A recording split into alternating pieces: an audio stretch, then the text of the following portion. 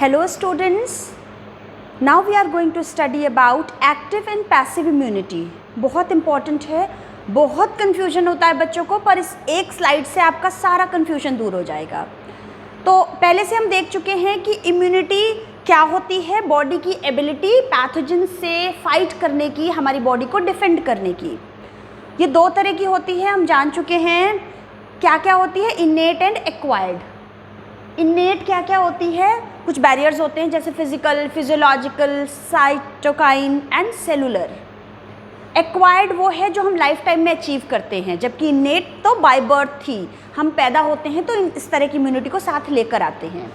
Acquired हमने life time में achieve की, और ये दो तरह का क्लासिफिकेशन हम एक देख चुके थे, जहाँ पर cell mediated and humoral immunity है। सेल है एक जो फैगोसाइटोसिस करके दूसरी सेल को खा जाती है, बाहर से आए पैथोजन को खा जाती है। कौन सी बहादुर सेल्स थी? T lymphocytes. जबकि बी लिम्फोसाइट डरपोक है, खुद नहीं खाती, ये एक प्रोटीन बनाती है एंटीबॉडीज़। ये प्रोटीन कहाँ बनती है? ब्लड में, इसलिए वहाँ पर ये है humoral immunity because of antibody molecule. अब हम देख रहे हैं कि एक्वायर्ड इम्यूनिटी दो तरह की है। एक्वायर्ड का एक क्लासिफिकेशन हो गया सेल मीडिएटेड एंड ह्यूमरल, दूसरे तरीके का है active immunity and passive immunity. Active immunity वो है जिसको हम खुद एक्टिवली जनरेट करते हैं धीरे धीरे लाइफ टाइम में। जैसे कि ये दो तरह का हो सकता है, नेचुरल, आर्टिफिशियल। कोई भी पैथोजन से हमारा एक्सपोजर हो, मींस कोई पैथोजन लिविंग फॉर्म में आया है हमारे पास इन्फेक्शन करने, तो हमारी बॉडी उसको देखेगी, एक नॉर्मल सी नेचुरल और स्लो स्पीड में उससे लड़ाई करने की कोशिश करेगी, एंटीबॉडीज़ बनाएगी। अगर लड़ पाएगी, जीत पाएगी तो ठीक है, नहीं तो most of the times infection हो जाएगा हमको, क्योंकि वो फर्स्ट रिस्पॉन्स बहुत ही स्लो होता है। धीरे धीरे धीरे एंटीबॉडीज़ बनाएगी, और उतने 3-4 दिन लगते हैं एंटीबॉडीज़ बनाने में, उतने टाइम तक इन्फेक्शन हो जाएगा। तो कोई वायरस बैक्टीरिया हमारे अंदर आया, इन्फेक्शियस एजेंट हमारे अंदर बीमारी कर दी उसने, पर कोई बात नहीं, हमारे अंदर उसकी मेमोरी डेवलप हो गई और एंटीबॉडीज़ बन गई।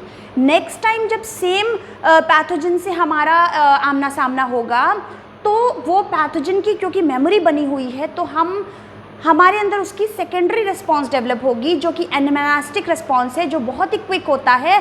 और इस बार हम इतना क्विकली उस पैथोजन को, क्योंकि हम बहुत ही प्रिपेयर्ड हैं, रेडी हैं, हम उस पैथोजन को फटाफट से मार देंगे। यानी कि सेकेंड टाइम वो इन्फेक्शन जब आएगा तो हम उससे अच्छे से लड़ लेंगे, because of memory cells, because of antibodies हमारे अंदर बन गई हैं, एक्टिवली हमने बना ली हैं।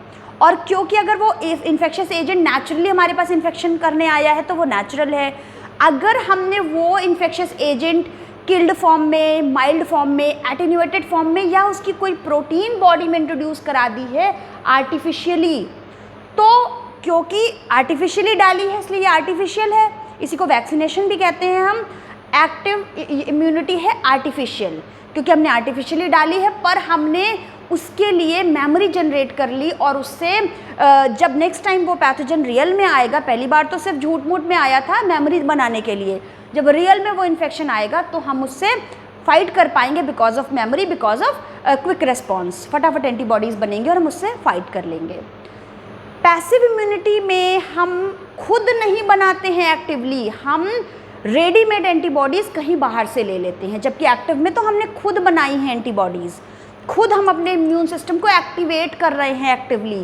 पैसिव इम्यूनिटी में रेडीमेड एंटीबॉडीज़ लेंगे, ये भी हम नेचुरली ले सकते हैं या आर्टिफिशियली ले सकते हैं। नेचुरली कैसे ले सकते हैं? कोई बच्चा नेचुरली मदर की रेडीमेड एंटीबॉडीज़ को ले सकता है, ईदर थ्रू मदर्स मिल्क और थ्रू प्लेसेंटा। आर्टिफिशियली कैसे ले सकते हैं? कुछ ऐसे एक सिचुएशन जहाँ पर इम्यूनिटी बहुत वीक है या फिर एंटीबॉडीज़ फटाफट नहीं बना सकते हैं, ऐसे केस में हम उस पर्टिकुलर एंटीजन के लिए रेडीमेड एंटीबॉडीज़ लेते हैं इंजेक्शन के फॉर्म में। जैसे स्नेक बाइट के टाइम पे हम एंटीबॉडीज़ बनने का वेट नहीं करेंगे, हम फटाफट क्विक रिस्पॉन्स के लिए रेडीमेड एंटीबॉडीज़ एंटीवेनम के फॉर्म में पेशेंट को देंगे। तो ये है एक्टिव इम्यूनिटी, जो कि नेचुरली हो सकती है, आर्टिफिशियली हो सकती है। पैसिव इम्यूनिटी भी नेचुरली ले सकते हैं मदर से, या फिर आर्टिफिशियली इंजेक्शन के थ्रू भी ले सकते हैं। इस स्लाइड से सारा कन्फ्यूजन दूर हो गया होगा। अब हम डिटेल में इसको देख लेते हैं कि कोई पैथोजन का हमारा एक्सपोजर हुआ, या फिर लिविंग फॉर्म में, या डेड फॉर्म में, या उसकी प्रोटीन। रियल में आया चिकन पॉक्स तो इन्फेक्शन कर दिया, पर मेमोरी बन गई, एंटीबॉडीज़ प्रोड्यूस हो गई। डेड माइक्रोब आया, जैसे कि कोवैक्सीन में हमने डेड कोरोना वायरस को यूज़ किया है, बीमारी नहीं कॉज करेगा पर वो मेमोरी जनरेट कर लेगा। प्रोटीन हमने कहाँ यूज़ की, कोविशील्ड के केस में हमने कोरोना वायरस की प्रोटीन यूज़ की है। तो इस तरह से उसके अगेंस्ट एंटीबॉडीज़ हमारे बॉडी में बनेंगी और ये हुई एक्टिव इम्यूनिटी। अब ये दो तरह से डाल सकते हैं हम। ये एक्टिव इम्यूनिटी जो है वो स्लो है और ये लंबा टाइम ले लेती है बॉडी में फुल इफेक्टिव रिस्पॉन्स देने के लिए। हम बॉडी में दो तरह से डाल सकते हैं, या तो लिविंग कोई, या तो हमने आर्टिफिशियली इंजेक्शन के थ्रू वैक्सीनेशन दिया है, ठीक है। इम्यूनाइजेशन या वैक्सीनेशन जो है इसमें भी कुछ डिफरेंस है छोटा सा, इम्यूनाइजेशन वैक्सीनेशन में मैं बताऊंगी अभी। तो हमने वैक्सीनेशन दे दिया तो हमने वायरस को किल्ड फॉर्म में दिया है, या फिर नेचुरली उस इन्फेक्शियस एजेंट का हमारे बॉडी में इन्फेक्शन हो गया है तो भी हमारे अंदर मेमोरी जनरेट हो जाएगी और एक्टिव रिस्पॉन्स इंड्यूस हो जाएगा। पैसिव इम्यूनिटी, ये तो हो गया एक्टिवली खुद जनरेट कर रहे हैं हम।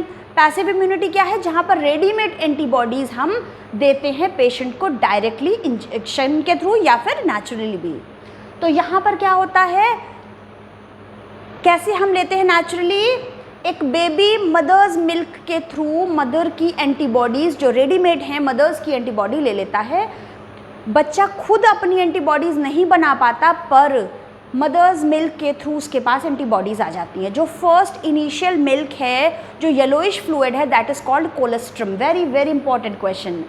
येलोइश फ्लूइड कोलेस्ट्रम जो इनिशियल लैक्टेशन के टाइम पे होता है वो बहुत इंपॉर्टेंट है एक बेबी के लिए, क्योंकि इसके थ्रू वो मदर की रेडीमेड एंटीबॉडीज़ ले रहा है। कौन सी इम्यूनिटी, कौन सी एंटीबॉडी ले रहा है, इम्यूनोग्लोबिन ए। वेरी वेरी इंपॉर्टेंट क्वेश्चन, हर ऑल्टरनेट ईयर में पूछा जाता है, 1 मार्क का इंपॉर्टेंट क्वेश्चन है। आप कैसे याद रखोगे इसे। एक बच्चा पैदा होने के बाद फर्स्ट थिंग जो लेता है दुनिया में वो है मदर्स मिल्क। इंग्लिश अल्फ़ाबेट में फर्स्ट अल्फ़ाबेट कौन सा है, ए। तो A is for mother, immunity जो मदर से लेता है, मदर्स मिल्क से लेता है। तो मदर्स मिल्क या कोलेस्ट्रम से के थ्रू कौन सी एंटीबॉडी आती है, एंटीबॉडी ए आती है। दोनों फर्स्ट हैं, इसे याद रहेगा आसानी से। और क्या होता है, मदर के जब भी एक बेबी मदर्स वूम में होता है तो प्लेसेंटा के थ्रू वो न्यूट्रिशन और गैसेस एक्सचेंज सब कुछ करता है, साथ में वो प्लेसेंटा के थ्रू एंटीबॉडीज़ भी लेता है, इम्यूनोग्लोबिन जी। ये नहीं ज़्यादा पूछा जाता है। एंटीबॉडीज़ इम्यूनोग्लोबिन जी लेता है प्लेसेंटा के थ्रू एक बेबी मदर की बॉडी से। यानी कि ये मदर प्लेसेंटा है और प्लेसेंटा के थ्रू रेडीमेड मदर की बनी बनाई एंटीबॉडीज़ को ले रहा है, ये बेबी खुद नहीं बना रहा है। This is passive immunity.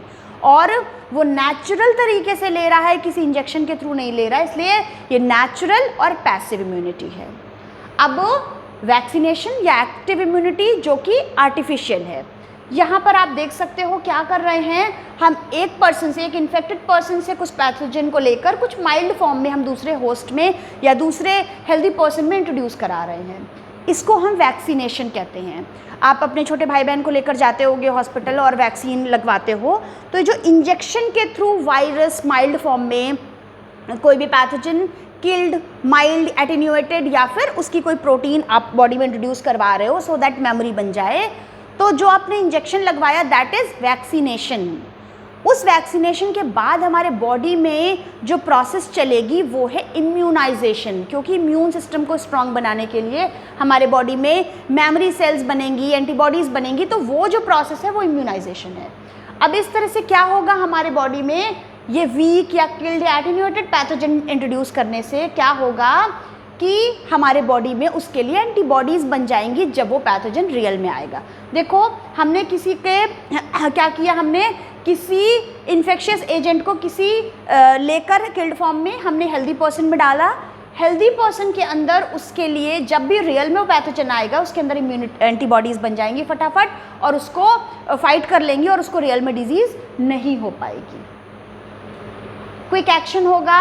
और ये किस वजह से होता है, क्योंकि हमारे अंदर memory T and B cells बन जाती हैं और ये क्या करती हैं, पैथोजन को रिकॉग्नाइज कर लेती हैं। जब वो रियल में आएगा उसको फटाफट पहचान जाएंगी और क्विक रिस्पॉन्स देंगी सब्सिक्वेंट एक्सपोजर पे।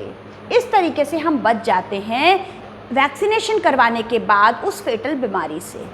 Vaccination is very important. Vaccination की जो आजकल बहुत बात हो रही है, आपको पता है कोविशील्ड प्रोटीन हम यूज़ करते हैं उसमें वायरस का।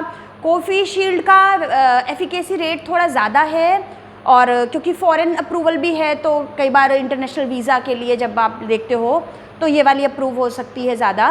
कोवैक्सीन इंडियन है टोटली, इसकी एफिकेसी रेट कम है, but the good thing is, the best part is कि ये ज़्यादा वेरिएंट्स को कवर कर रही है। जो भी नए नए वेरिएंट्स बन रहे हैं वायरस के, उन सभी को कवर कर रहा है कोवैक्सीन। इसलिए फ्यूचर में मे बी कि वर्ल्ड में सभी जगह पे जब इसकी बूस्टर डोज दी जाए तो कोवैक्सीन को लोग प्रेफर करेंगे। तो अभी तो जो अवेलेबल है आपके पास आप वो लगवा लो। वैक्सीन कितनी इम्पॉर्टेंट है आप खुद समझ सकते हो, और कोई दिमाग में टेंशन की बात नहीं है कि वैक्सीन हमारे बॉडी में किसी भी तरीके से डिजीज़ नहीं कर सकती, क्योंकि या तो किल्ड वायरस ले रहे हैं या वायरस की प्रोटीन ले रहे हैं, वो हमारे अंदर डिजीज़ नहीं कॉज करेगी।